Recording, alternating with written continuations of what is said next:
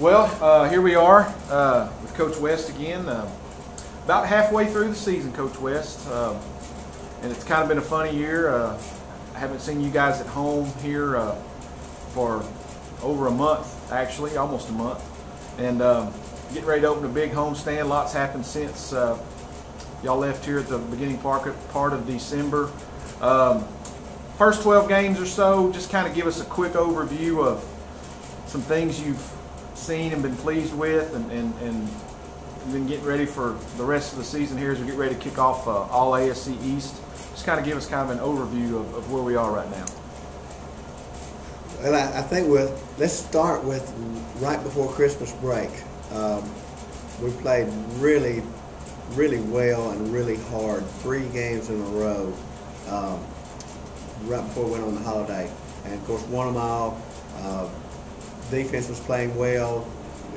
Things were going well. We were in a good place, and we came back from the holidays, and of course we're without Deba Igarva for the Millsaps tournament trip, and we lost something over the holidays. We lost some intensity. We lost some purpose.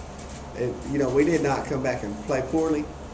We just did not come back and play as hard if we had been playing. We had forgotten how hard we had to work to be a good team. And we struggled. Then we got to the Abilene trip and played the same way against Hardin-Simmons. And you can't take anything away from those 3 teams that beat us. We just barely lost all 3 games. And the other teams were playing well. But we did not play our best.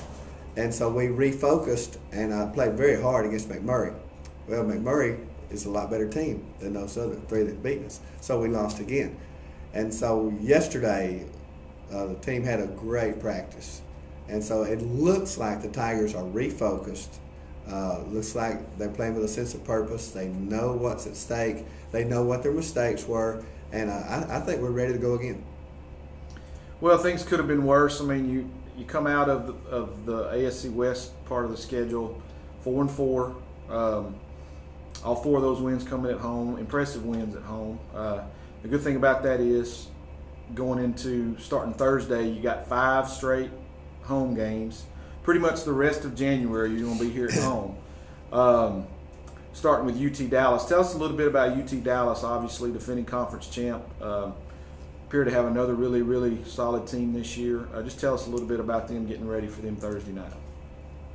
The last I looked, I think they're ranked 13th in the nation. Is that correct? Is that where they are? Somewhere around in there, I think. And they do what they do.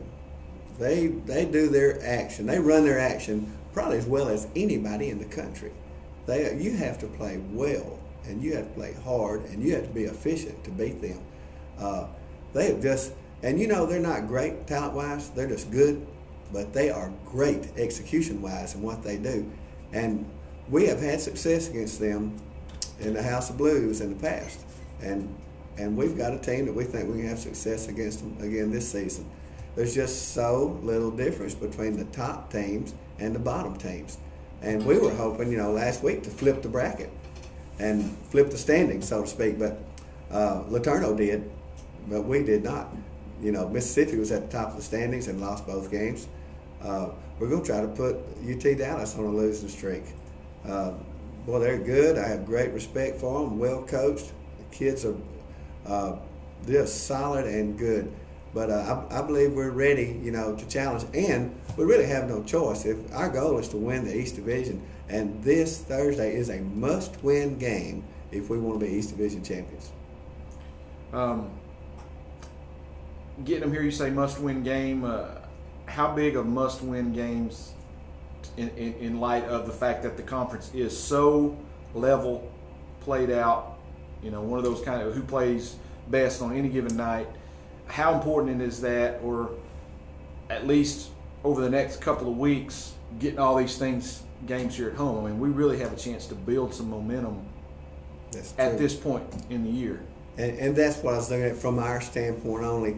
UT Dallas could maybe lose a couple in a row at some point. We're all capable of that. But I don't think they're the type of team that could go on a 4 or 5 game skid. I can't see them doing that. And as good as they are, as well as they execute, even though, there's always a chance they could lose, they're not going to lose very many, and they've lost one. And so we need to put one on them and hope some of the other top teams do. It's just there's no way we can expect to win the East if we don't put a loss on other teams that have a great chance to win the East. After Thursday, University of the Ozarks comes in Saturday. No, you guys probably haven't looked at them as much at this point as you have UTD. Do you have some kind of overview of what we can expect when the Eagles come in here Saturday? About all we know about them, because you are correct. We have been concentrating on the opponents we just finished with and concentrating on UT Dallas, because we've got to teach our players, how to defend all the things they do. But Ozarks, at this point in time, they play hard, and they've been having success. And the only games they've lost, which has been just by 1 or 2 points. And they've got a young man named Meacham that was on the team last year and played and gained some experience, and he has just blossomed into a star immediately. They've got a new coach, so I'm not completely familiar with his style of play, but I know he's gotten them off to a great start. And they're ahead of course, UT Dallas is ahead of us in the standings. Ozarks is ahead of us in the standings. So again, it's just the same. It's a must win. We don't have to win every single game to make the playoffs, and that's certainly one of our secondary goal. But at this point in time, we're not at all happy, but we are one game better off than we were at this time last year.